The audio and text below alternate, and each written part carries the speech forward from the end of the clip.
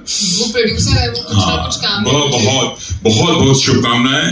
ईश्वर आपकी इतनी कड़ी मेहनत को जरूर एक बहुत सफलता से आपको नवाजेंगे। Thank you very much. Thank you so much. Thank you all of you. मी तुम्हाला सगळ्यांना बसण्याची विनंती करते। थँक्यू।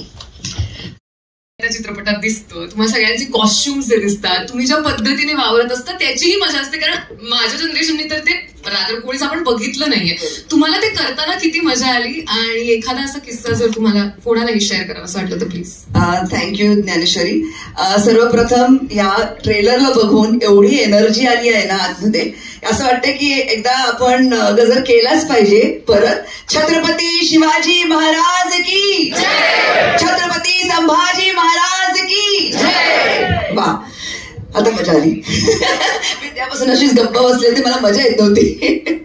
पण धन्यवाद संदीप दादा आणि त्यांची पूर्ण प्रोडक्शन टीम, तुषार, पूर्ण डायरेक्शन टीम, आणि राहुल नेवासे जे वन मॅन आर्मी होते आम्हाला त्यांच्यापर्यंत पोहोचण्यासाठी।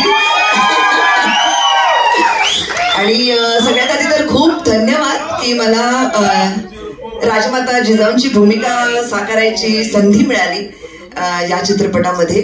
खरं तर माझं नशीब चांगलं, नशिबान आहे मी।